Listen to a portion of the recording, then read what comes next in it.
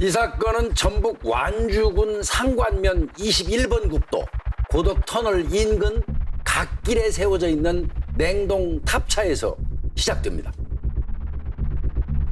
그날 배번이었던 한 경찰은 차를 몰고 가다가 갑자기 브레이크를 밟았습니다. 도로 건너편에 있는 냉동탑차가 수상해 보였기 때문인데요. 경찰은 차를 세워놓고 도로를 건너가서 차 안을 살펴봅니다.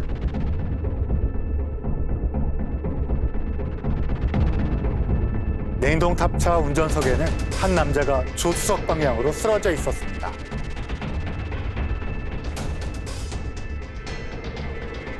그런데 이미 숨진 상태였습니다.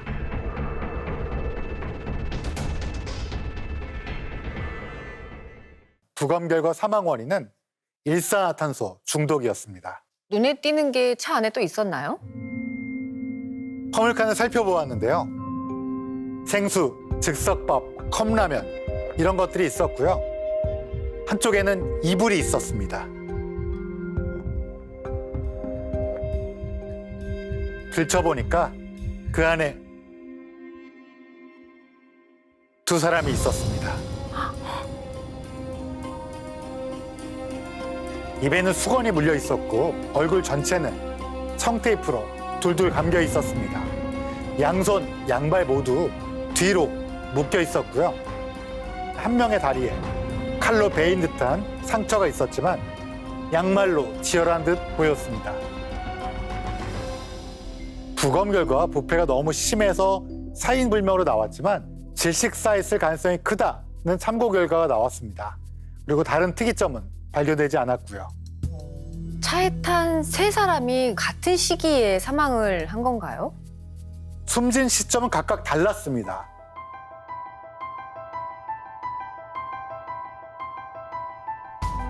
운전석의 남자는 2012년 4월 30일경 사망한 것으로 추정됩니다. 화물칸의 두 사람은 훨씬 부패 정도가 심했기 때문에 먼저 숨진 게 아닌가 판단되었습니다.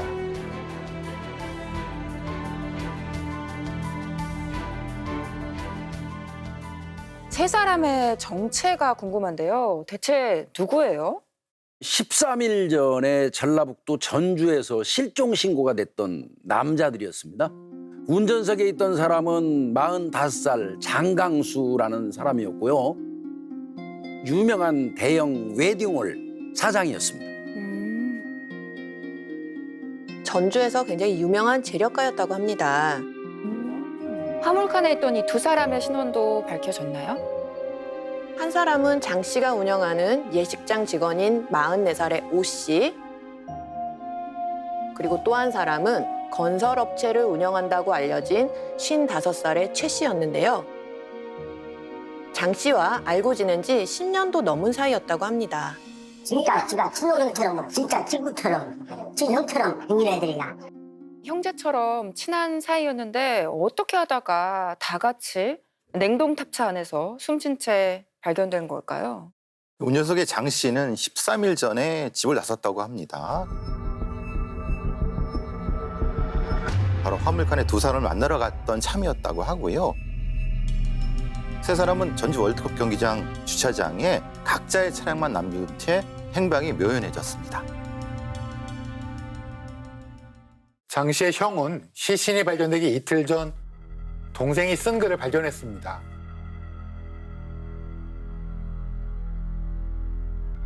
자신이 운영하는 가게 앞에 놓여 있었다고 하는데요. 48장이나 되는 긴 글이었는데 대부분 화물칸의 오 씨와 최 씨에 대한 것이었습니다. 제 약점을 잡아 작년 12월부터 저만 쫓아서 돈을 뜯어내려고 하는 악마 같은 놈들입니다. 이놈들 때문에 너무 많이 힘듭니다. 죽어서 귀신이 되더라도 구천을 떠돌 것 같습니다. 절친들이었는데 악마라고 표현을 하고 있네요. 한마디로 이제 반란이요, 배신이요. 그 사람 완전히 각기까지 갖고 놔놓고 그 돈에 이제 뭔 거야. 그 돈 넣고 인정만 보려고 그런 거 이러면 안 되는 거예요. 돈 때문에? 오 씨와 최 씨가 이 장 씨를 배신했나 봐요. 장 씨가 죽기 전에 그 쓴 글을 보면요. 두 사람이 자신의 비리를 폭로한다고 하면서 협박을 하고 야구방망이로 구타하고 돈을 요구하고 이랬다는 거죠. 다 은덕을 먹고 사는 사람들 아니여. 밥도 못 먹고 이렇게 완전히 사람이 막 해골같이 돼버렸어. 그런 사람 상태를 갖다가 10억, 6억 저 받을 것을 차용증을 써놓고 강제로 갖다가 손을 엄지손가락을 쪘다 이 말이야. 장 씨가 식당을 나오는데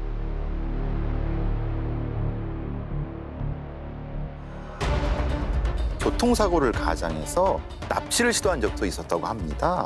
아주 집요하게 괴롭혔다는 거죠. 집도 사도갔대요. 근데 형사한테까지 괴롭혀갖고 집안 가족들까지 괴롭히네. 내가 오늘 형님 그거를 좋아. 가족을 연대인 다 먹거든요. 그냥 차로 들이받고 납치하고 방망이로 때리고 강제로 지장 찍게 하고 가족까지 괴롭혔다 그러면 이거 뭐 거의 깡패 수준 아닌가요? 나 때문에 가족이 힘들어하면 정말 고통스럽잖아요. 아마 그래서 견디지 못하고 스스로 세상을 떠난 게 아닐까요? 운전석에 앉아있던 장 씨가 스스로 자해를 한 거라면 나머지 두 사람은 어떻게 또... 그게 수수께끼죠. 네. 그런데 현장에 또 다른 단서가 하나 있었습니다. 어떤 단서예요? 조수석 가방 안에는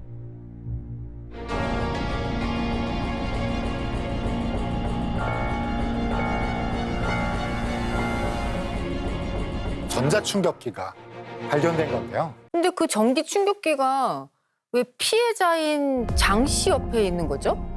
혹시 장 씨가 전기 충격기로 두 사람을 기절시켜서 화물칸에 가둔 건가요?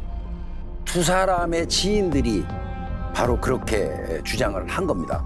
장 씨는 피해자가 아니고 가해자다. 처음부터 끝까지 거짓이라는 걸 말씀드려요. 본인이가 많이 나쁜 짓을 많이 했어요. 이제 전주에서는 알만한 사람들은 다 피를 빨아먹는 사람. 남의 돈을 명의 빌면서 불법 대출 받아서 거저 생긴 돈이라고 그렇게 해놓고 얼마나 험하게 사는지 몰라요. 장 씨가 오히려 악마라고 하는 거네요. 사실 장 씨는 6개월 전부터 도피 생활을 하고 있던 중이었어요. 왜 사장이 숨어 다녀요? 불법 대출, 뭐 배임죄 등등으로 한 4건 정도 지명수배 중이었습니다. 이 사람이. 범죄 혐의가 있는 사람이었네요. 장 씨가 예식장을 운영하는 것 이외에 또 다른 회사를 운영을 하면서 6억이 넘는 세금을 체납을 했다고 해요. 그런데 그걸 다 오 씨가 떠안았거든요. 왜 그러냐면 오 씨가 장 씨한테 명의만 빌려준 일명 바지 사장이었던 거죠. 또 최 씨 명의로 28억 원을 대출하고 갚지 않았다고 합니다. 그러다 보니까 이 두 사람이 장 씨한테 얼른 밀린 세금을 내고 이 대출금을 해결해라 독촉을 한 거죠. 세 사람이 돈 때문에 틀어진 거는 확실해졌네요. 경찰이 1차 수사 결과를 발표를 했는데요. 세 사람이 갈등이 깊어지면서 장 씨가 두 사람을 납치해서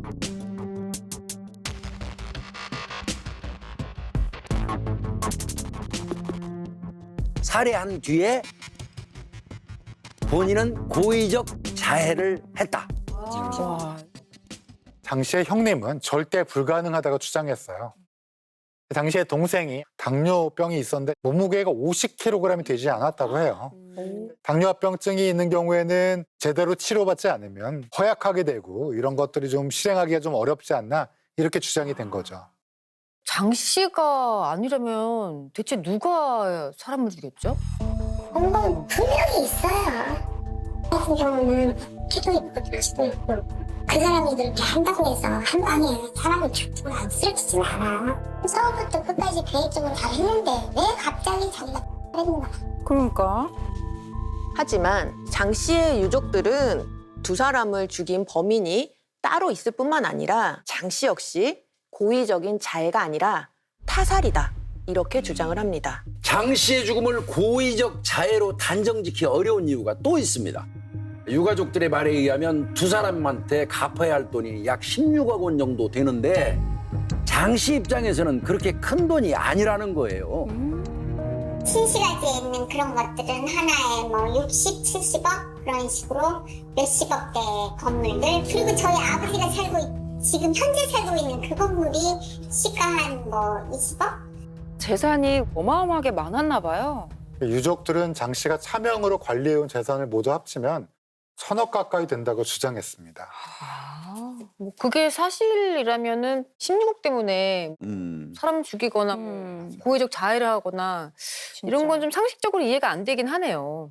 장 씨가 고의적으로 자해한 게 아니라면 누군가 다른 사람이 장 씨를 다른 곳에서 죽인 다음에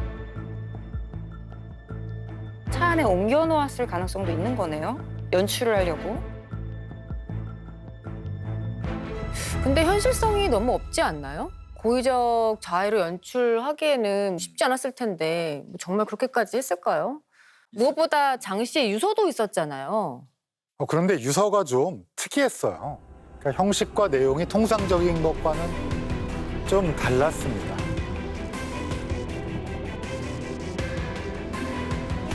유서로 알려졌던 글의 첫 페이지를 보시죠.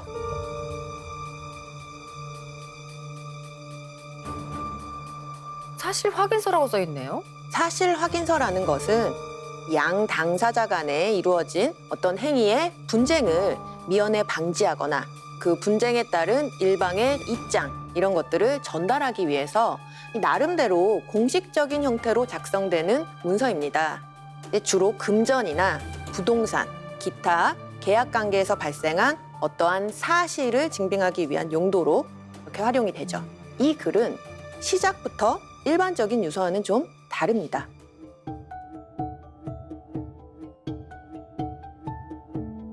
최 씨와는 약 12, 13년 전에 알게 됐는데 그때부터 악연이었습니다.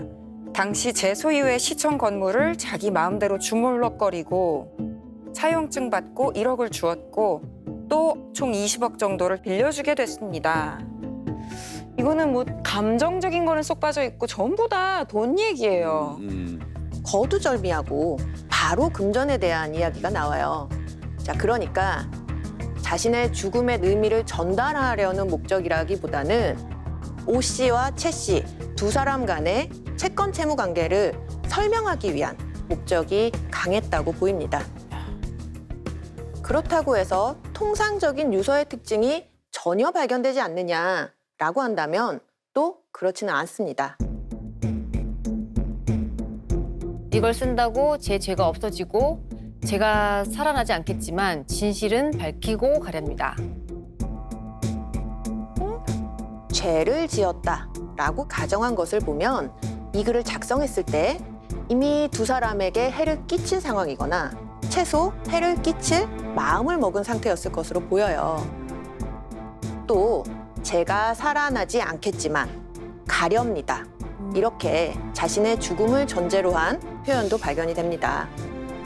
결국은 두 사람에게 해코지를 한 이후에 자신 역시 생을 마감하겠다 이런 의미로 해석이 되기도 하죠. 유서가 맞는 것 같기도 하고 아닌 것 같기도 하고 애매하네요.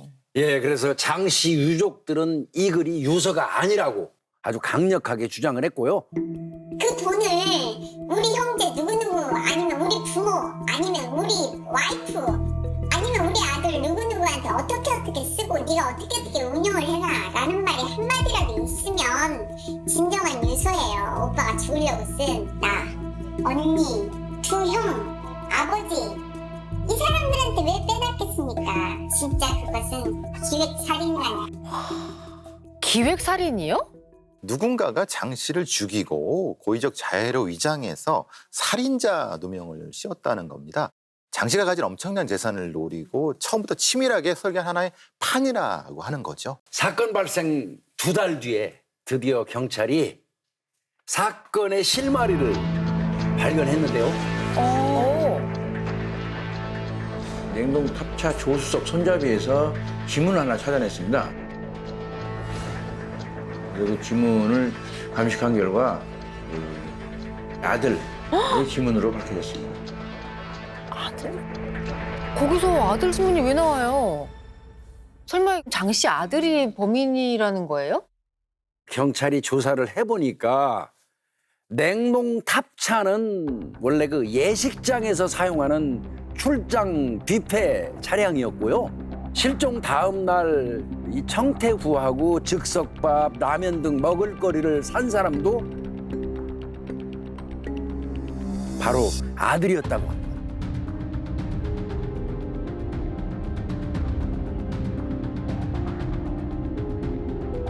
그리고 더욱 놀라운 사실이 밝혀졌는데요. 이 사건에 연루된 공범이 아들뿐만이 아니었습니다. 광범위한 CCTV 판독을 통해서 최소 9명이 가담했다는 사실이 밝혀졌습니다. 완전 조직적이란 얘긴데. 와, 크다. 판이 크다. 장 씨의 아들, 아들의 지인 2명, 장 씨의 사촌 처남 이 씨. 이것뿐만 아니라 조직폭력배 2명과 부하 3명까지 가담이 되어 있었습니다. 왜 갑자기 조직폭력배까지 다 가담이 된 거죠? 조직폭력배들의 말에 따르면 평소 알고 지내던 장 씨가 도와달라고 부탁한 거라고 합니다. 공범들의 진술 토대로 그날을 재구성해보면요. 장 씨는 자기를 괴롭히던 2 사람에게 앙심을 품고 전주 월드컵 경기장 주차장으로 불러냅니다. 세금과 대출금을 해결하고 돈을 주겠다고 한 거죠.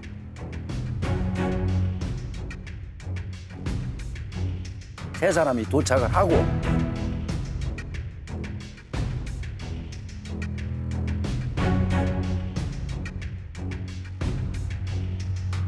최 씨가 잠깐 자리를 비운 사이에 장 씨는 먼저 오 씨를 승용차 안에서 이야기를 나누다가 전기 충격기로 제압을 합니다. 그리고 최 씨가 이제 올 거 아니에요? 다시 또 제압을 한 거고. 조직폭력배 2명은 미리 근처에 와서 숨어 있었어요. 신호를 보내니까 그 부하 3명이 나타나서 2 사람을 강제로 승합차에 태워서 납치를 한 거죠.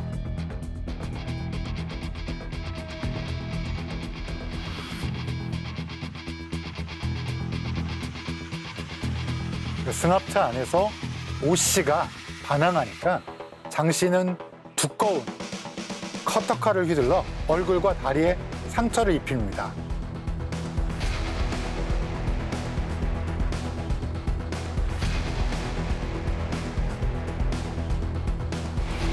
아까 냉동 탑차 안에서 다리 다친 게 있었다고 양말로 지혈한 거. 그렇습니다. 경찰이 장 씨의 시신 호주머니에서 하늘색 커터칼을 발견했었어요. 아마 그게 범행 도구였던 걸로 보입니다.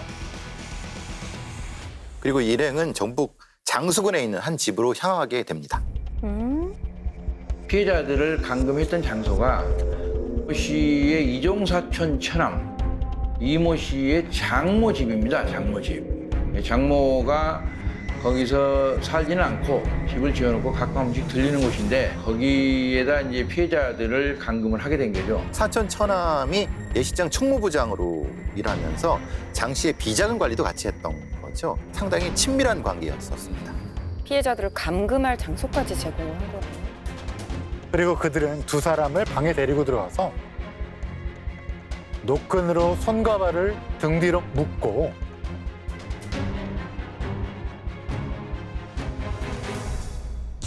청테이프로 얼굴을 감았습니다. 아들은 여기서 어떤 역할을 한 거예요? 장 씨의 형님은 이렇게 주장을 합니다. 동생은 납치한 2 사람을 풀어주라고 하고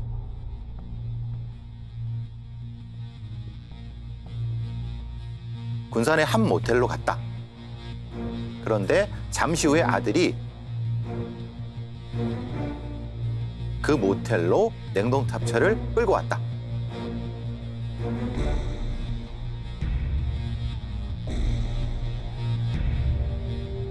무슨 일인지 물어보니 아들이 이렇게 말했다고 합니다. 엄마가 아빠한테 가져다 주라고 했어요. 그러니까 아들에게 이 일을 시킨 사람은 어머니, 즉 장 씨의 아내였다는 겁니다. 도저히 믿을 수가 없어요. 엄마가 아들에게 시신 운반하는 거를 시켰다라는 거잖아요. 사실 이 장 씨의 친가에서는 장 씨의 아내를 의심하고 있었어요. 장 씨가 실종된 게 4월 20일이었고 또 세 사람의 시신이 발견된 게 5월 3일이었잖아요. 그런데 장 씨의 아내가 이틀 전에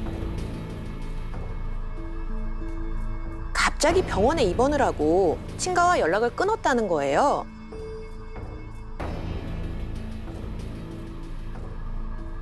아무래도 타이밍이 수상하다는 거죠. 장 씨의 아내는 이미 뭔가를 알고 있었던 것 같다고 합니다. 시신이 발견되기 전에 장 씨 형님에게 이런 말을 했다는데요. 남편이 돈 한 푼 없이 고의적 자해를 했어요. 그러면은 장 씨가 두 사람을 죽이고 아내가 장 씨를 죽였다. 와. 서로 등에 칼을 꽂는 거잖아요, 지금. 네. 근데 이 장 씨의 아내가 이런 무시무시한 일을 벌일 이유가 뭐가 있죠? 보통 이런 경우 그 사람의 죽음으로 가장 크게 이득을 보는 사람을 생각해 볼 수 있는데요. 장 씨가 죽으면 가장 많은 재산을 상속받는 사람이 제1상속자, 즉 배우자입니다. 하지만 이 장 씨의 아내 측은 장 씨에게 1,000억 원이라는 큰 돈이 있었다면 왜 죽었겠냐 이렇게 반문을 합니다. 사실 재산의 대부분이 다 대출이고 사채라는 거죠. 결국 다 빚이라는 거예요. 장 씨의 아들은 이렇게 말합니다.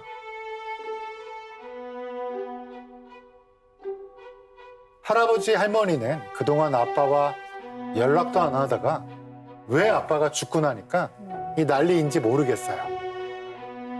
막내가 없었구나. 그렇다면 이 친가에서도 결국에는 이 재산 때문에 아내에 대해서 계속 의혹을 하고 있는 거네요. 그 부분이 의심스러워서 경찰은 장 씨의 아내가 입원했었다는 병원 그리고 집 압수수색을 하고 조사를 했습니다. 네. 그렇지만 별다른 증거를 발견하지 못했어요. 결국은 아내 같은 경우는 혐의 없음으로 결론을 내게 됩니다.